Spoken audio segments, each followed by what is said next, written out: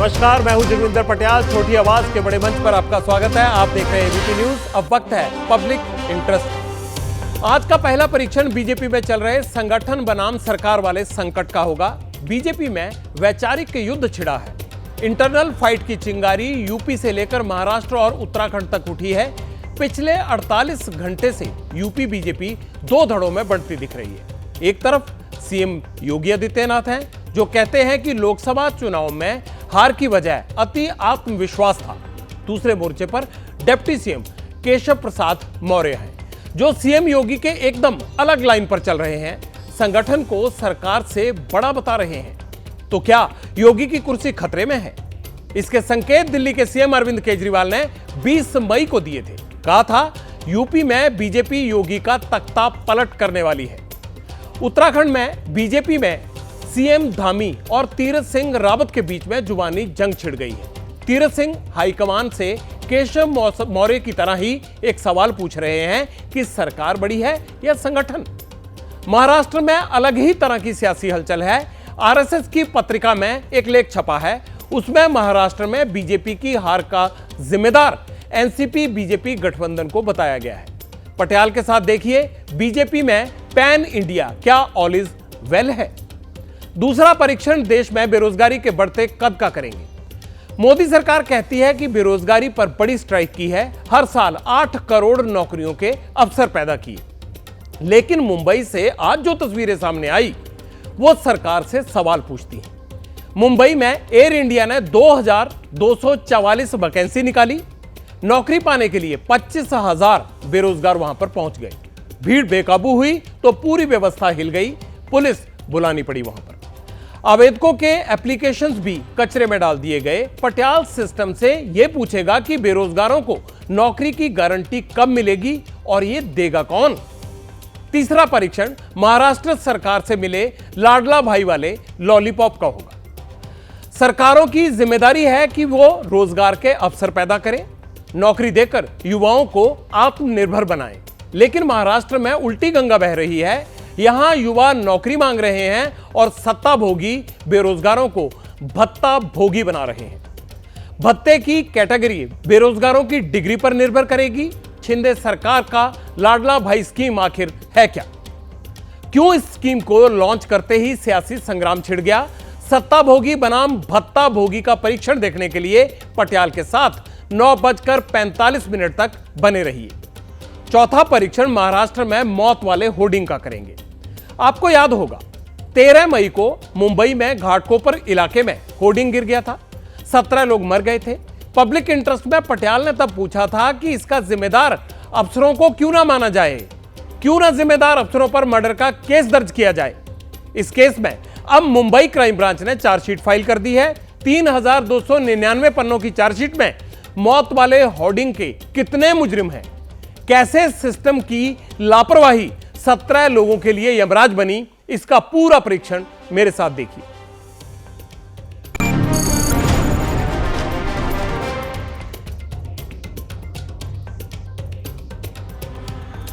Public interest की शुरुआत आज छोटी आवाज के बड़े मंच से करनी है। पटियाल यूं ही नहीं कहता, किसान हो या स्टूडेंट्स, पब्लिक इंटरेस्ट में हर किसी की आवाज उठाई जाती है। मध्य प्रदेश के मंदसौर की इस तस्वीर को देखिए। इंसाफ के लिए एक किसान सरकारी दफ्तर में लेट कर परिक्रमा कर रहा है। वायरल वीडियो में यह दावा किया गया है कि किसान शंकरलाल की जमीन पर भूमाफियाओं ने कब्जा कर लिया, तो इसकी शिकायत करने के लिए वो मंदसौर कलेक्ट्रेट पहुंचा। जन सुनवाई चल रही थी। किसान लेट कर प्रोटेस्ट करते हुए अफसरों तक पहुंचा। किसान पहले भी अधिकारियों से इस मामले की शिकायत कर चुका था, लेकिन अधिकारी सुनने को तैयार ही नहीं थे। किसान को उसकी खराब फसल का मुआवजा भी नहीं दिया जा रहा था। इसीलिए परेशान होकर किसान जब गुहार लगाकर थक गया, उसने प्रशासन के आंख और कान खोलने के लिए यह तरीका अपनाया। श्री शंकरलाल जी का ये कहना था कि वो गलत हुई है रजिस्ट्री, तो उसके लिए उनको बेसिकली हमने समझाइश दी है कि या तो रजिस्ट्री को सिविल कोर्ट में चैलेंज करें या फिर उसके संबंध में यहाँ पे ऐसा कोई मतलब पेंडिंग नहीं है कार्रवाई जिस पे हम कार्रवाई कर सके। और जहाँ तक बात कब्जे की है, अभी भी आवेदक का ही कब्जा है पूरी जमीन पे, 1/2 खुद की वाली पे भी, और जो बेचा गया है उनके सह खातेदारों द्वारा जो उनके परिवार के अन्य मेंबर हैं उनके द्वारा जो बेची गई है, उस पर भी अभी आवेदक शंकर लाल जी का ही कब्जा है। तो अभी वही खेती करते आ रहे हैं, कब्जा भी इन्हीं का है। जो विक्रय की गई है उसके संबंध में, क्योंकि रजिस्ट्री हुई है और नामांकन हुआ है, तो वो उसके संबंध में यहाँ से कोई कार्रवाई पेंडिंग नहीं है।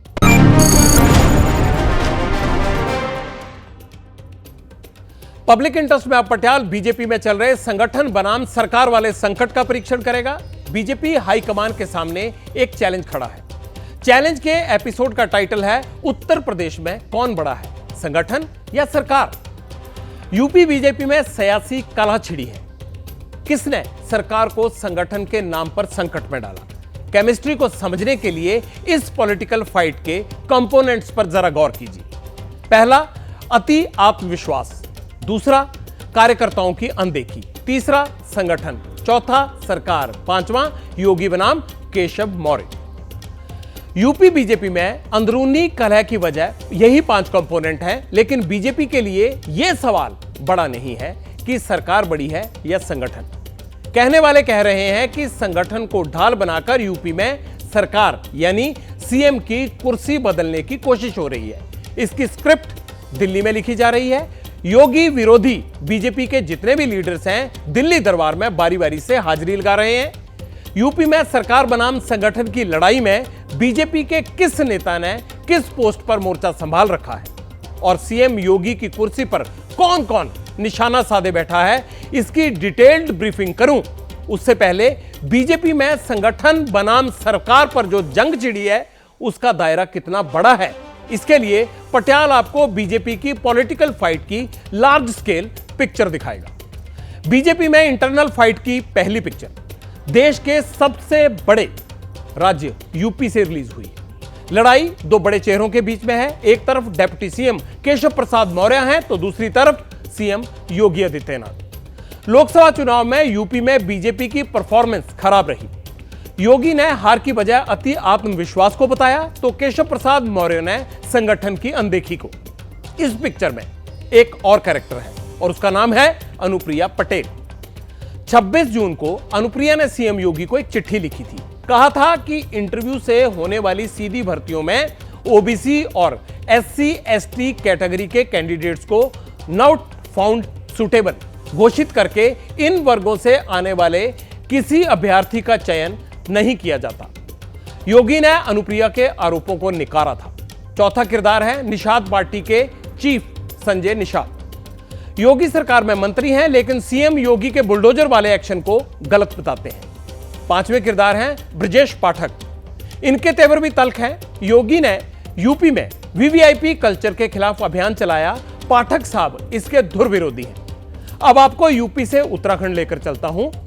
यहां भी बीजेपी के एक्स सीएम तीरथ सिंह रावत ने मौजूदा सीएम पुष्कर सिंह धामी के खिलाफ मोर्चा खोल दिया। तीरथ सिंह सूबे में कार्यकर्ताओं की अनदेखी का इल्जाम लगा रहे हैं। आला कमान से पूछ रहे हैं कि संगठन बड़ा है या सरकार। अब महाराष्ट्र चलिए।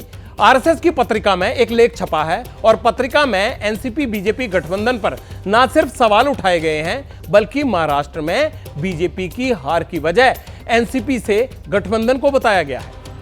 तीनों राज्यों में एक बात तो कॉमन है। कहने वाले कह रहे हैं कि बाहरी कैंडिडेट्स पर अति आत्मविश्वास में ही बीजेपी का विश्वास डगमगाया और बीजेपी हारी। शुरुआत यूपी से कर लेते हैं। वहां सरकार बनाम संगठन पर कैसे सियासी तीर चल रहे हैं इसका एक ट्रेलर आपको दिखाता हूं, फिर आगे के अपडेट बताऊंगा। योगी आदित्यनाथ की राजनीति खत्म करेंगे, उनको भी निपटा देंगे। आज एक तानाशाह इस देश से जनतंत्र खत्म करना चाहता है।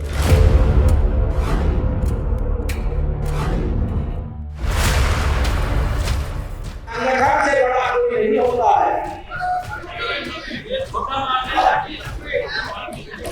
संगठन सरकार से बड़ा है, बड़ा था, बड़ा रहेगा।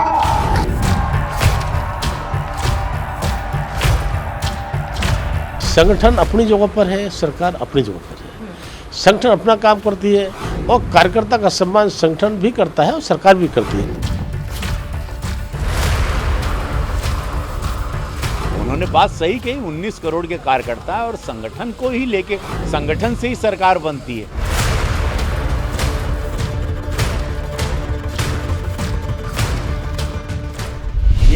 सरकार जो आपस में लड़ रही है, सरकार भी ये कमजोर पड़े हैं, इसलिए इन्होंने तुष्टीकरण का अपना फैसला टाला है।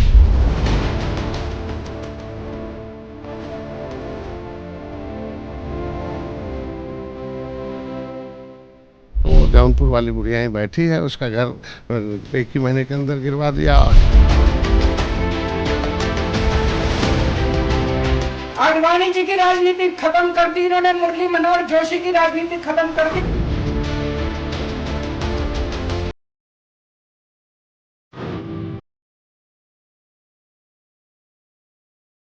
जब कल्याण सिंह को, जो बहुत शक्तिशाली हो गए थे, उन्हें भाजपा ने हटाया, और यह मैं अब देख रहा हूँ कि ये सब क्यों हो रहा है, इसके लिए तो हमें कुछ दिन इंतजार करना पड़ेगा।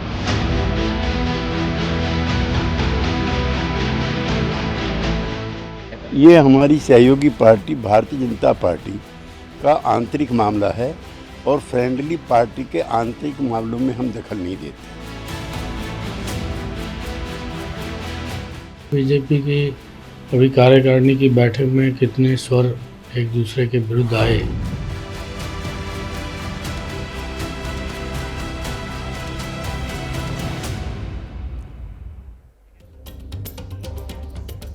आबादी के लिहाज से उत्तर प्रदेश देश का सबसे बड़ा राज्य है।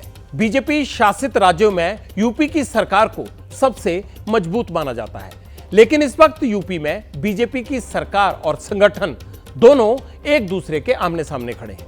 एक छोर पर हैं डिप्टी सीएम केशव प्रसाद मौर्य, दूसरे छोर पर खुद यूपी के मुख्यमंत्री योगी आदित्यनाथ हैं। बीजेपी में सरकार वर्सेस संगठन वाले इस संकट का असर और तस्वीरें लखनऊ से लेकर दिल्ली तक दिख रही हैं।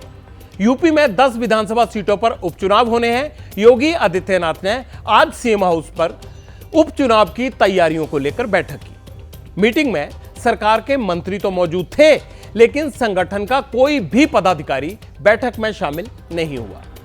यूपी सरकार में डिप्टी सीएम केशव प्रसाद मौर्य संगठन को सरकार से बड़ा साबित करने वाला बयान देने के बाद इसे साबित करने के लिए कल दिल्ली पहुंच गए।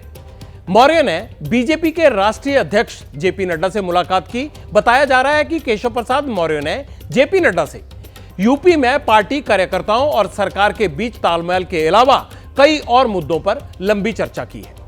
केशव प्रसाद मौर्य ने आलाकमान से 2027 से पहले बड़े और कड़े फैसले लेने की मांग भी रखी है। कल से ही यूपी बीजेपी अध्यक्ष भूपेंद्र चौधरी भी दिल्ली में हैं।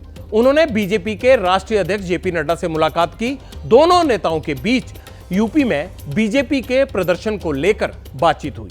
आज भूपेंद्र चौधरी पीएम नरेंद्र मोदी से मिलने पहुंचे। प्रधानमंत्री के सामने भूपेंद्र चौधरी ने यूपी में बीजेपी की परफॉर्मेंस पर समीक्षा रिपोर्ट की जानकारी दी।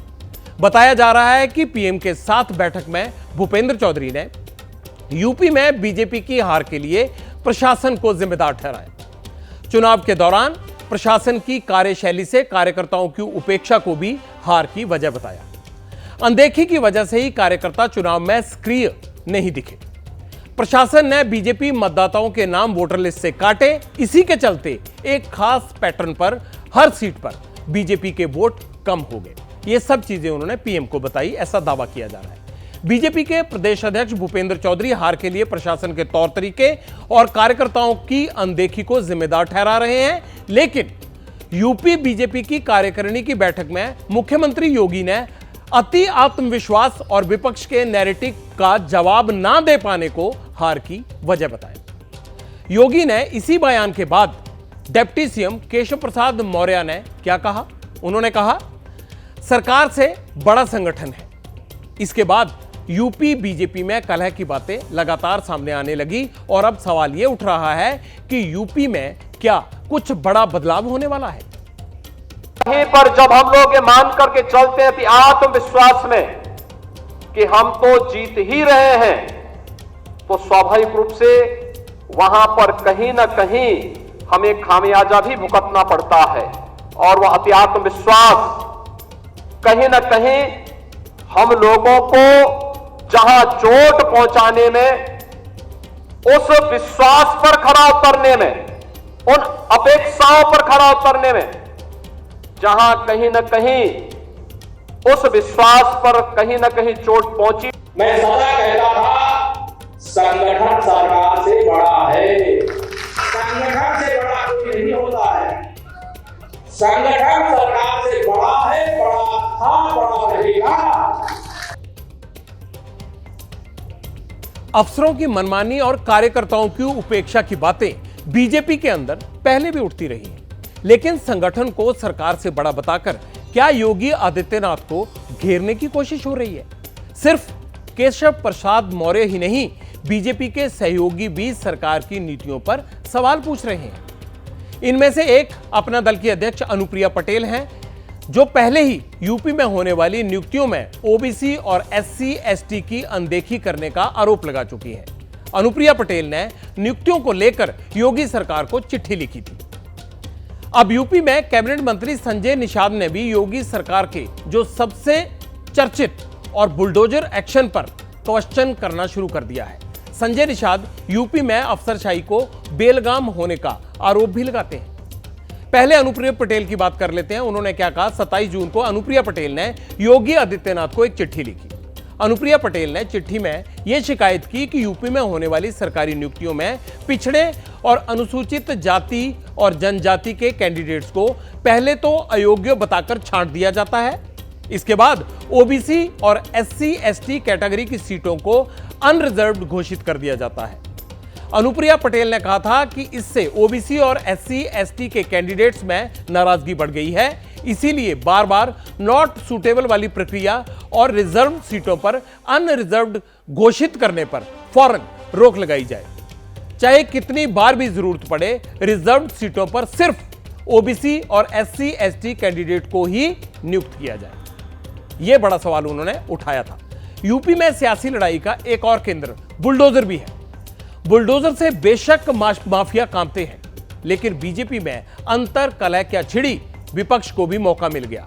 कहने लगे अब यूपी में बुलडोजर का डीजल खत्म हो गया है।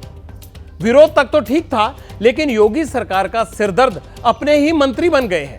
कैबिनेट मंत्री संजय निषाद ने बुलडोजर वाले अति आत्मविश्वास पर सवाल उठाया। निषाद साहब को योगी के बुलडोजर पर गुस्सा क्यों आया, आप मंत्री जी से ही सुन लीजिए। वो उसको कम से कम जो दोषी उसको है, और जो प्रधान गिरवाया है वो खुद ही एकड़ भर कब्जा कर रखा है और उस पर बसा हुआ। तो कम से न्याय तो सबको होना चाहिए। ये गरीब है तो 90 साल से इसका गिरा देंगे, वो प्रधान है और जो कब्जा किया रहेगा उसको छोड़। तो का नुकसान हुआ है क्या? कुछ ना, हम तो मानेंगे कि जब इनका घर गिरेगा तो इनके रिश्तेदार काहे वोट देंगे, इनके नात रिश्तेदार अगल बगल क्यों देंगे? ऐसे बहुत केसेज होंगे। अच्छा, जिनके ऊपर कार्रवाई हुई है वो तो फिर हट जाएंगे वोट देने। वो तो सच्चाई है। एक आध दो ऐसे इसीलिए एक दो देश में प्रदेश में ज़्यादातर मंत्री अच्छे हैं, अधिकारी, तभी तो उत्तर प्रदेश को सर्वोत्तम प्रदेश बना। लेकिन 2-4 अधिकारी ऐसे ही हैं, तो कहीं संगठन और सरकार में कोई तलवार नहीं खींची है, सब मिलके है, तभी तो उत्तर प्रदेश सर्वोत्तम प्रदेश बना हुआ है। यूपी के बाद अब आपको उत्तराखंड लेकर चलता हूं। यहां भी संगठन बनाम सरकार पर बीजेपी में तलवारें खींची हैं। लड़ाई बीजेपी के दो हैवीवेट चेहरों के बीच में छिड़ी है। ये कौन है? पहले दोनों का परिचय जान लीजिए। पहले हैं उत्तराखंड के ex chief minister Tirath Singh Rawat और दूसरे हैं उत्तराखंड के मुख्यमंत्री पुष्कर सिंह धामी। बीजेपी के दो दिग्गजों के बीच अदावत, वजह क्या है इसकी?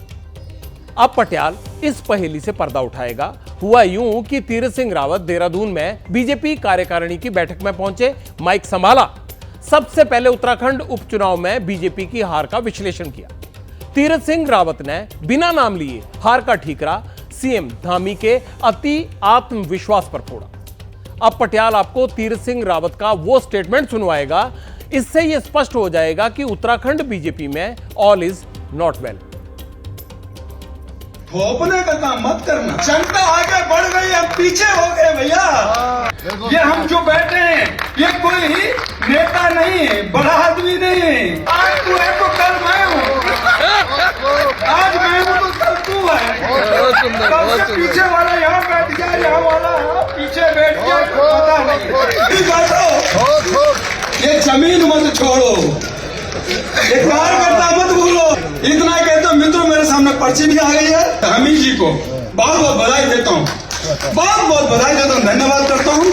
और जब ये मुख्यमंत्री बने थे हाँ मिले थे, मैं तो इनका संघर्ष लखनऊ से जानता हूँ, मैं एमएलसी था, ये लॉ कर रहे थे। इसी तरह कहा कि पुष्कर जी आप केवल 6-7 महीने के लिए नहीं आए हो, मैं उतरा तुम आए हो। बीजेपी के अंदर हार को लेकर ओवरहॉलिंग की चर्चा सिर्फ यूपी और उत्तराखंड तक ही सीमित नहीं है। महाराष्ट्र में आरएसएस ने बीजेपी को एक बार फिर उसके पॉलिटिकल सिलेक्शन पर सवाल उठाया है। आरएसएस की मराठी पत्रिका में लेख छपा है। क्या छपा है उसमें? महाराष्ट्र में लोकसभा चुनाव में खराब प्रदर्शन के लिए अजीत पवार की एनसीपी के साथ गठबंधन को जिम्मेदार ठहराया गया है। आरएसएस ने शिंदे की शिवसेना के साथ बीजेपी के गठबंधन को तो स्वाभाविक बताया, लेकिन एनसीपी के साथ बीजेपी के गठबंधन को बेमेल कहा है। आरएसएस ने महाराष्ट्र बीजेपी के शीर्ष नेतृत्व पर अपने कार्यकर्ताओं की अनदेखी का भी आरोप लगाया है। इसके अलावा अजीत पवार की पार्टी को साथ लेने को भी बीजेपी कार्यकर्ताओं ने सही नहीं माना है। आरएसएस ने अपने आर्टिकल में लिखा है कि लोकसभा चुनाव में हार के बाद हर बीजेपी कार्यकर्ता एनसीपी से गठबंधन को गलत बता रहा है, जो यह दिखाता है कि बीजेपी के कार्यकर्ता एनसीपी के साथ जमीन पर काम नहीं करना चाहते हैं।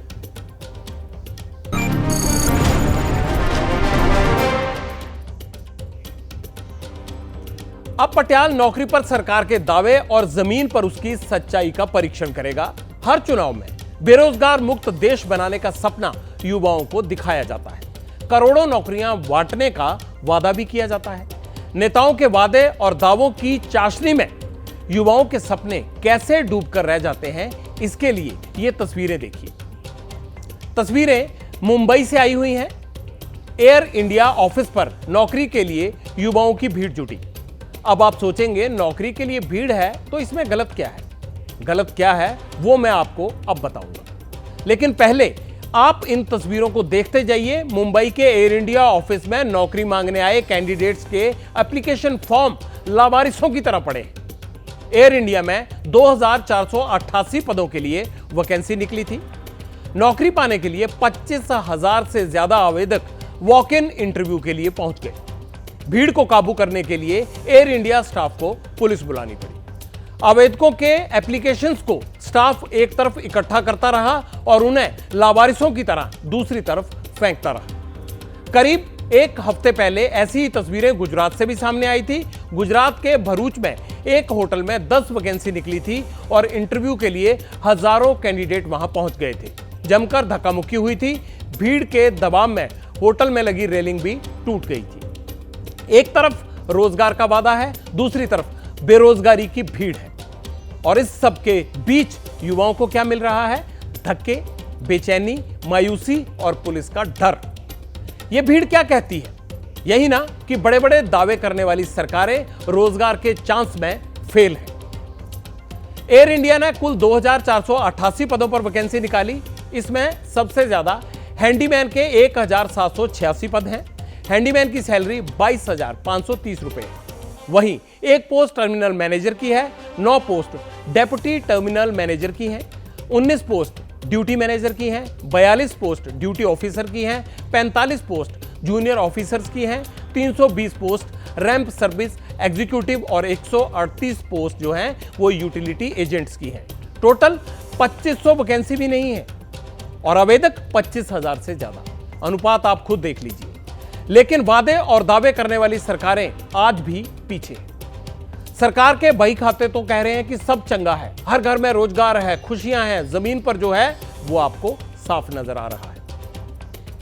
हम जलगांव से आए हैं, अब तक हमारी भर्ती नहीं हुई है, फॉर्म जमा कर दिया है। वो फॉर्म ले रहे हैं और एक तरफ देख रहे हैं, लाल रंग की डस्टबिन जैसा कुछ है उसमें जमा कर रहे हैं। हमसे कह रहे हैं कि कॉल करेंगे आपको। 25,000 से ज्यादा बेरोजगार नौजवान वहां लाइन लगाकर भीड़ और भगदड़ जैसी हालात कर दी। इसका मतलब साफ है कि हमारे देश में नौकरियां नहीं है, जॉब्स नहीं है। और नरेंद्र मोदी जी कहते हैं कि पिछले 4 वर्षों में हमने 8 करोड़ से ज्यादा लोगों को नौकरियां दी। कहाँ गई वो नौकरियां? वो नौकरियां आपने इंसानों को दी हैं कि भूतों को दी हैं? या तो आप मानिए कि हमारे देश में नौकरियां नहीं हैं, आप केवल जुमलेबाजी करते हैं, और या तो मानिए कि ये जो नौजवान, ये जो युवक नौकरियों के लाइन में खड़े हैं, ये हमारे देश के हैं ही नहीं, ये कोई विदेशी धरती से आए हैं। एक चीज तो आपको माननी पड़ेगी कि नहीं, हमारे देश के नौजवान रात दिन पढ़ाई करते हैं, उनके पेपर लीक हो जाते हैं, वो यूपीएससी और एमपीएससी में गलत तरीके से दूसरे लोग घुस जाते हैं, उनका हक छीन लिया जा रहा है और नौकरियां नहीं है देश में। और आप कहते हैं कि हम 2047 तक विकसित भारत बने। क्या ऐसा विकसित भारत बनाना चाहते हैं आप? युवाओं को नौकरी चाहिए, इसलिए जहां वैकेंसी दिखती है वहां दौड़ पड़ते हैं। 83% लोग देश में असंगठित क्षेत्र में काम कर रहे हैं, तो 17% वर्कफोर्स संगठित क्षेत्र में काम करती है। आपको यहां यह बताना बहुत जरूरी है कि देश की जीडीपी का 50% असंगठित क्षेत्र से ही आता है। आरबीआई के मुताबिक साल 2019 में 1.8 करोड़, 2020 में 4.2 करोड़, 2021 में 3.1 करोड़, 22 में 1.2 करोड़, 23 में 1.9 करोड़ और 24 में अभी तक 4.7 करोड़ एम्प्लॉयमेंट क्रिएट किया गया है, यह आरबीआई की रिपोर्ट कहती है। एसबीआई इको की रिपोर्ट के मुताबिक देश में 2014 से लेकर 2024 तक 12.5 करोड़ जॉब्स क्रिएट की जा चुकी हैं। सरकारी आंकड़ों में सब सही है, फिर भी युवाओं की भीड़ नौकरी की तलाश में भटक रही है। और ये क्यों भटक रही है? हाल ही में पीएम मोदी मुंबई के दौरे पर गए थे। पीएम ने यहां 29,000 करोड़ से ज्यादा की परियोजनाओं का शिलान्यास किया। यहां पीएम ने कहा था 21वीं सदी के भारत की आकांक्षाएं इस समय बहुत ऊंचे स्तर पर हैं। देश की जनता लगातार तेज विकास चाहती है, अगले 25 साल में भारत को विकसित बनाना चाहती है। भारत में रिकॉर्ड रोजगार बने हैं। हाल में आरबीआई ने रोजगार पर एक विस्तृत रिपोर्ट जारी की है। इस रिपोर्ट के अनुसार बीते 3-4 सालों में देश में लगभग 8 करोड़ नए रोजगार मिले हैं। इन आंकड़ों ने रोजगार को लेकर झूठे नैरेटिव गढ़ने वालों की बोलती बंद कर दी है। कहीं पुल बनता है, रेलवे ट्रैक बनता है, सड़क बनती है, लोकल ट्रेन का डिब्बा बनता है, तो किसी न किसी को रोजगार मिलता ही है। भारत में जैसे जैसे इंफ्रास्ट्रक्चर निर्माण की गति तेज हो रही है, रोजगार निर्माण की गति भी बढ़ रही है। आने वाले समय में नए निवेश के साथ ये अवसर और ज्यादा बढ़ने वाले हैं। मशहूर कवि अदम गोडवी साहब की एक कविता है, तुम्हारी फाइलों में गांव का मौसम गुलाबी है, मगर ये आंकड़े झूठे हैं, ये दावा किताबी है। अब आपको देश की स्टार्टअप्स क्रांति का हाल बता देता हूं, क्योंकि इसका भी सीधा संबंध रोजगार से ही है।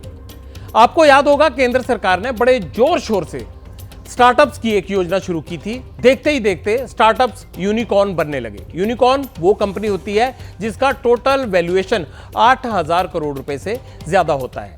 ऐसी एक यूनिकॉर्न कंपनी है बायजू। भारत की एजुकेशन सेक्टर से जुड़ी कंपनी बायजू अब दिवालिया होने की तरफ है।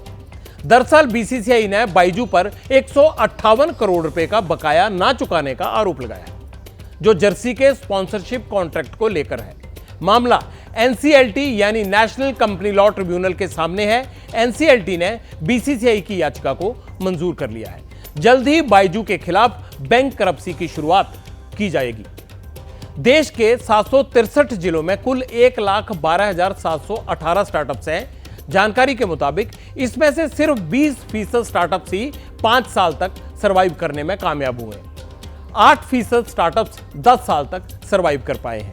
ज्यादातर स्टार्टअप्स एप्रोप्रिएट मेंटोर, प्रमोटर्स और गाइडेंस नहीं मिलने की वजह से फेल होते हैं।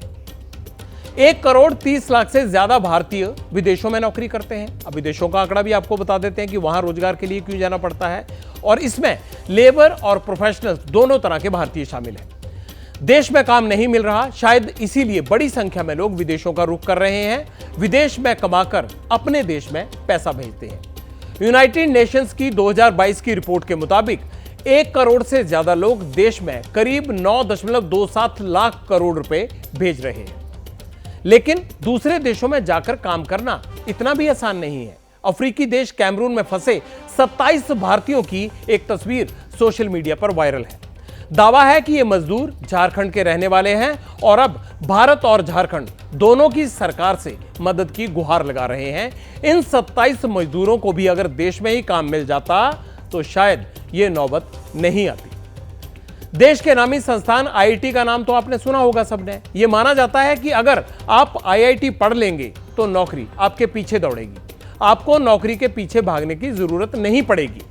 लेकिन अब मैं आपको आईआईटी का हाल बता देता हूं कि इस साल आईआईटी कैंपस प्लेसमेंट के लिए 21,500 छात्रों के रजिस्ट्रेशन हुए थे, लेकिन नौकरी मिली सिर्फ 13,410 छात्रों को। 8,090 छात्र आज भी प्लेसमेंट का इंतजार कर रहे हैं और देश के 15 लाख इंजीनियर्स में से आईआईटी सिर्फ 2% की ही पूर्ति कर पा रहा है।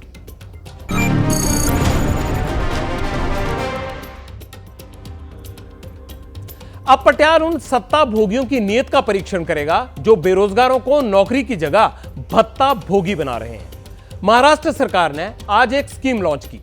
स्कीम का नाम है लाडला भाई। वैसे तो सरकारों को ऐसी परियोजनाएं चलानी चाहिए जिससे नौकरी के अवसर पैदा हों, युवाओं को सुरक्षित भविष्य की गारंटी मिले, ना कि उन्हें भत्ते के भरोसे रख दिया जाए। अब मैं आपको विस्तार से बताता हूं कि लाडला भाई के नाम पर महाराष्ट्र सरकार ने बेरोजगारों को कैसे लॉलीपॉप दिया है और इस योजना के टर्म्स एंड कंडीशन हैं क्या। सबसे पहले उनका क्राइटेरिया जानिए जिन्हें भत्ता देने का दावा किया जा रहा है। योजना का लाभ 18 से 35 साल के बेरोजगारों को मिलेगा। स्कीम का लाभ महाराष्ट्र के युवाओं को ही मिलेगा। 12वीं पास को 6,000 रुपए प्रति महीना मिलेगा। डिप्लोमा करने वाले युवा को 8,000 रुपए प्रति महीना मिलेगा। ग्रेजुएट या पोस्ट ग्रेजुएट युवा को 10,000 रुपए महीने के देने का दावा किया गया है। सबसे पहले अहम बात यह है कि लाडले भाइयों को यह रकम 6 महीने किसी सरकारी या प्राइवेट कंपनी में इंटर्नशिप करने पर मिलेगी, यानी जो काम करेगा उसी को भत्ता मिलेगा। पब्लिक इंटरेस्ट में पटियाल के यहां कुछ सवाल है। 6 महीने इंटर्नशिप करने के बाद युवाओं का होगा क्या? सरकार का कहना है कि वर्क एक्सपीरियंस के आधार पर युवाओं को प्रमाण पत्र देने और उसी के आधार पर नौकरी मिलने में उनको मदद मिलेगी। अब एक और सवाल है, किस तरह की कंपनी में इन युवाओं को इंटर्नशिप करनी होगी, इसका क्राइटेरिया भी जान लीजिए। कंपनी महाराष्ट्र की ही होनी चाहिए। सरकार के वेब पोर्टल पर रजिस्टर होनी चाहिए। कंपनी कम से कम 3 साल से मार्केट में हो। लाडला भाई के नाम पर युवाओं को और क्या क्या मिलेगा, इसकी डिटेल्स सीएम एकनाथ शिंदे खुद बता रहे हैं। लड़की बहन तक के लड़का भाव काय। कुछ लोग कहने लगे लाडली बहन के लिए योजना आई, पर लाडले भाई के लिए क्या? 12वीं तक जिसकी पढ़ाई हुई उसे 6,000, डिप्लोमा किया तो उसे 8,000, ग्रेजुएशन करने वाले को 10,000 रुपए दिए जाएंगे। साल भर में अप्रेंटिसशिप करेगा, उसे नौकरी लगेगी, जिसके बाद ये ट्रेंड स्किल्ड मैन पावर उद्योगों को मिलेगी। सरकार अप्रेंटिसशिप का पैसा भरेगी। इतिहास में बड़ी योजना हमने शुरू की है। बेरोजगारी के खिलाफ ये सबसे बड़ा उपाय है। मुद्दा कोई भी हो, राजनीति उस पर चढ़ी जाती है। विरोधी कह रहे हैं कि शिंदे सरकार का लाडला भाई सबसे बड़ा जुमला है। महाराष्ट्र में लाडला पर कैसी लड़ाई छिड़ी है, इसका छोटा सा ट्रेलर आपको दिखाता हूं। पहली बात तो ये है कि ये सारा जो पैसा है 1 साल का पूरा सरकार दे, क्योंकि सरकार पे किसी का भरोसा रहा नहीं है। ये चुनावी जुमला है। दूसरी बात है, ये उनके सिर्फ स्टाइपेंड जो है वो सिर्फ और सिर्फ जो स्किल डेवलपमेंट के बच्चे हैं उनके लिए जाने वाला है। तीसरी बात यही होगी कि आज अगर आपने देखा होगा, सबसे अहम चीज़ है कि आशा वर्कर्स है, आंगनवाड़ी सेविका है, उनको भी दे। ओल्ड पेंशन वर्कर्स है, उनकी बात करें। ओल्ड पेंशन स्कीम है। अब तक आपको लाडली बहन की कभी याद नहीं आ गई। चुनाव आ गया तो लाडली बहन, लाडला भाई, ये होता रहता है। नरेंद्र मोदी जी जो करते हैं वही उनके नीचे के लोग करते हैं। पैसा स्टेट का होता है और ये एक जरिया होता है वोट खरीदने का सरकारी पैसे से अधिकृत तौर पर। कि आने वाले दिनों में जो महाराष्ट्र के विधानसभा के चुनाव है उसमें एकनाथ शिंदे, देवेंद्र फडणवीस और अजीत पवार जी के पास में जनता के बीच ले जाने के लिए कोई ठोस मुद्दे नहीं है। इसीलिए इस तरह के चुनावी लॉलीपॉप और चुनावी रेवड़ियां बांट करके लोगों का ध्यान आकर्षित करना चाहते हैं।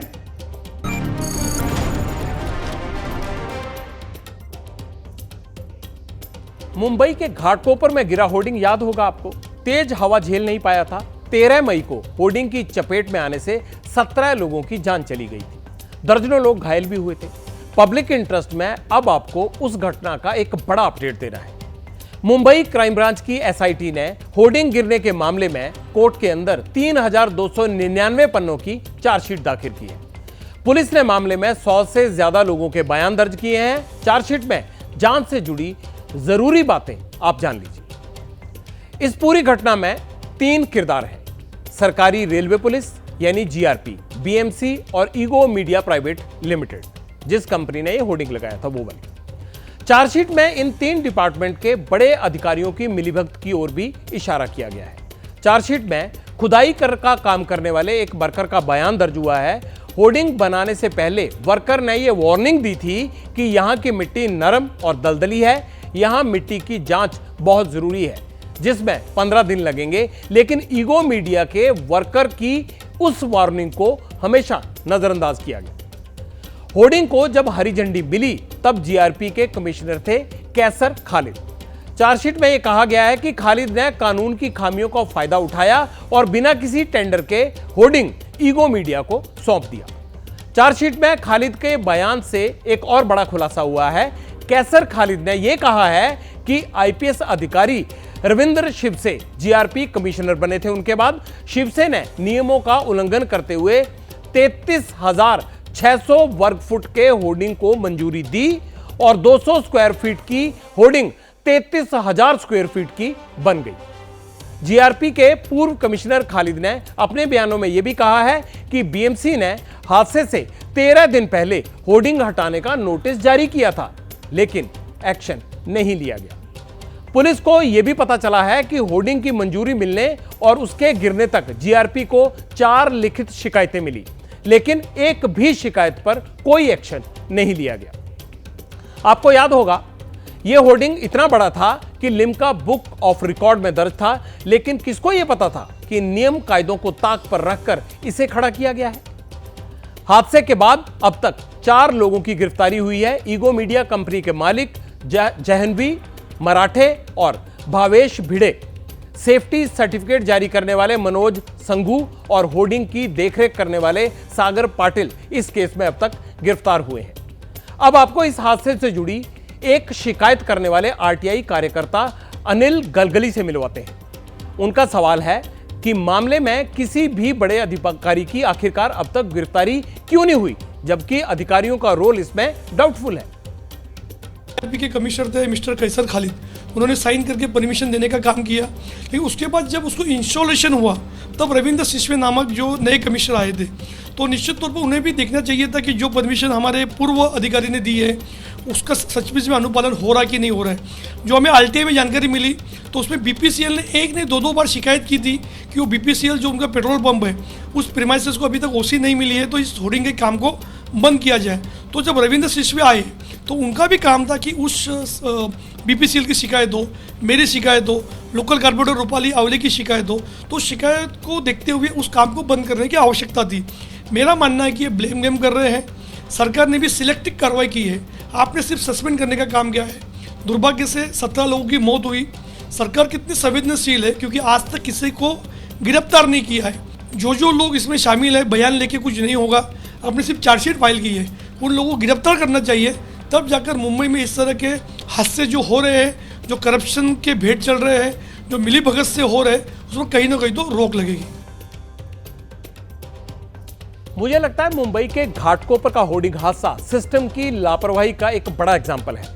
चार्जशीट से एक बात तो साफ हो गई है, होर्डिंग से जुड़े जितने भी डिपार्टमेंट हैं, चाहे वो जीआरपी हो, चाहे वो होर्डिंग लगाने वाली कंपनी ईगो मीडिया हो, चाहे वो बीएमसी हो, कोई भी दूध का धुला हुआ नहीं है।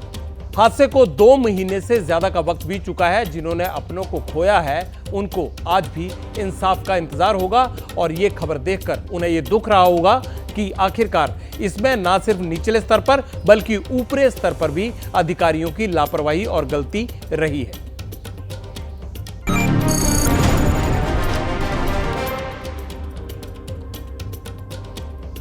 पब्लिक इंटरेस्ट में आप विवादों में घिरी ट्रेनी आईएएस पूजा खेड़कर पर आपको बड़ा अपडेट देते हैं। कल ट्रेनी आईएएस पूजा खेड़कर की महाराष्ट्र में ट्रेनिंग पर रोक लगा दी गई थी और उन्हें फिर से आईएएस एकेडमी में वापस बुला लिया गया था। पूजा खेड़कर के सर्टिफिकेट से लेकर जो सारे विवाद उनके साथ जुड़े हैं, आज पुणे से पूजा खेड़कर के घर के बाहर से एक और खास तस्वीर सामने आई। पूजा खेड़कर के परिवार ने घर के बाहर जो अतिक्रमण किया था उसे खुद ही तोड़वा दिया। नगर निगम ने उन्हें नोटिस जारी किया था क्योंकि आसपास के लोगों ने इसकी शिकायत की थी, उन्हें इस अतिक्रमण से दिक्कत थी। दूसरी तस्वीर में आप एक वायरल वीडियो देख रहे हैं। यह वीडियो साल 2022 का बताया जा रहा है। इस वीडियो में पूजा खेड़कर की मां मनोरमा खेड़कर को मेट्रो अधिकारी से बहस करते हुए दिखाया जा रहा है। खेड़कर परिवार के पास पुणे में बनेर रोड पर एक बंगला है जिसके पास से मेट्रो गुजरती है। मेट्रो कर्मचारियों ने बंगले के पास फुटपाथ पर कुछ सामान रख दिया था, जिसको लेकर वो कर्मचारियों से बहस करने लगी। मेट्रो अधिकारियों ने पुलिस को बुला लिया, लेकिन मनोरमा खेड़कर उनसे भी बहस करने लगी। ये पूरी बहस का वीडियो बन गया। पूजा खेड़कर की मां मनोरमा का ये कोई पहला वीडियो नहीं है।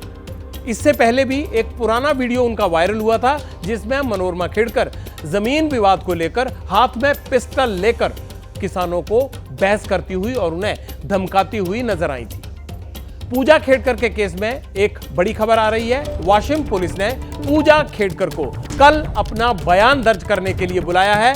पूजा खेड़कर ने पुणे के डीएम पर उत्पीड़न के आरोप लगाए हैं। ये आरोप उन्होंने इन तमाम विवादों के बाद 48 घंटे पहले लगाए थे। इसी मामले में पुलिस ने पूजा खेड़कर को बयान दर्ज करने के लिए कल बुलाया है।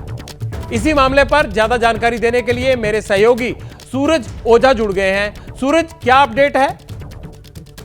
बिल्कुल, देखिए, जिस तरह से पूजा खेड़कर ने बड़े ही गंभीर आरोप लगाए थे, उन्होंने वाशिम में अपने घर पर महिला पुलिस वालों को बुलाया था, बुलाकर शिकायत दी थी। शिकायत में उन्होंने उत्पीड़न का आरोप लगाया था और इसी मामले की जांच के लिए वाशिम पुलिस ने सारे दस्तावेजों की शिकायत जो है पुणे पुलिस को भेज दी थी। अब पुणे पुलिस के सूत्र बताते हैं कि अब पूजा को समन्स किया गया है, पूजा खेड़कर को, और इसलिए समन्स किया गया है ताकि वो अब आए पुलिस के सामने और पूरी घटना को बयां करें, ताकि आगे क्या लीगल एक्शन हो सकते हैं, पॉसिबल एंगल क्या हो सकते हैं जांच के, उसे आगे बढ़ाया जा सके। शुक्रिया सूरज, आप कल इस घटना को फॉलो कीजिएगा। अगर पूजा आती हैं बयान देने के लिए तो आप हमें वो भी अपडेट जरूर भेजिएगा। महाराष्ट्र से इस वक्त एक बड़ी खबर आ रही है और खबर यह है कि गढ़चिरौली जिले में पुलिस ने 12 नक्सलियों को मार गिराया है। 12 नक्सलियों को एनकाउंटर में ढेर किया है और पुलिस ने गढ़चिरौली से 7 ऑटोमेटिक हथियार बरामद किए हैं, जिनमें 3 AK-47 राइफलें भी बरामद हुई हैं। मुठभेड़ में महाराष्ट्र पुलिसकर्मी सतीश पाटिल के बाएं कंधे में गोली लगी है, वो जख्मी हुए हैं। उस कांस्टेबल को अस्पताल पहुंचाया गया है और जहां पर यह मुठभेड़ हुई है वो महाराष्ट्र और छत्तीसगढ़ का बॉर्डर है। बड़ी खबर इस वक्त की, गढ़चिरौली में पुलिस के साथ मुठभेड़ हुई है और 12 नक्सलियों को वहां पर मार गिराया गया है। ऑटोमेटिक वेपन्स उनके बरामद किए हैं। एक कांस्टेबल जख्मी हुआ है इस पूरी मुठभेड़ में।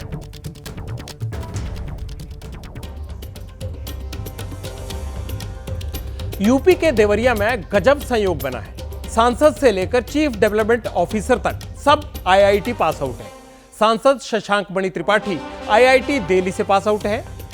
डीएम दिव्या मित्तल ने भी आईआईटी दिल्ली से पढ़ाई की है। एसपी संकल्प शर्मा आईआईटी रुड़की से हैं और सीडीओ प्रत्युष पांडे आईआईटी कानपुर से पढ़ाई कर चुके हैं। मतलब देवरिया देश का ऐसा जिला है जहां सरकारी महकमे का हर बड़ा अफसर आईआईटीएन है। दिल्ली शराब घोटाले में मुख्यमंत्री अरविंद केजरीवाल ने सीबीआई की अरेस्ट को चुनौती दी थी। आज केस में सुनवाई हुई। दिल्ली हाईकोर्ट ने फैसला सुरक्षित रख लिया है। कोर्ट ने कहा है फैसला लिखवाने में 7 से 10 दिन का वक्त लग सकता है। अगली तारीख 29 जुलाई है। अब जनहित में जारी खबर यह है कि कार का इस्तेमाल करने वालों के लिए बहुत महत्वपूर्ण जानकारी। अगर आपकी कार की विंडशील्ड पर यानी आगे वाले शीशे पर फास्टैग नहीं होगा तो आपको डबल चार्ज देना पड़ सकता है। यानी जो लोग फास्टैग को हाथ में रखते हैं या फिर वॉलेट के अंदर रखते हैं वो सावधान हो जाएं। National highway authority of India की तरफ से टोल कलेक्टर्स को ये निर्देश दिए गए हैं कि वो इसके बारे में टोल पर जानकारी भी शेयर करें। राजस्थान के बांसवाड़ा में मुहर्रम जुलूस के दौरान 400 लोगों की तबीयत बिगड़ गई। जुलूस में शरबत पीने के बाद लोगों को उल्टियां होने लगी, जिसके बाद उनको अस्पताल में भर्ती करवाया गया। बीमार पड़ने वालों में ज्यादातर बच्चे और बुजुर्ग हैं। स्वास्थ्य विभाग की टीमें इस पूरे मामले की जांच कर रही हैं। पब्लिक इंटरेस्ट में आज इतना ही। कल रात फिर होगी आपसे मुलाकात। आप अपना ख्याल रखिए। शुभ रात्रि।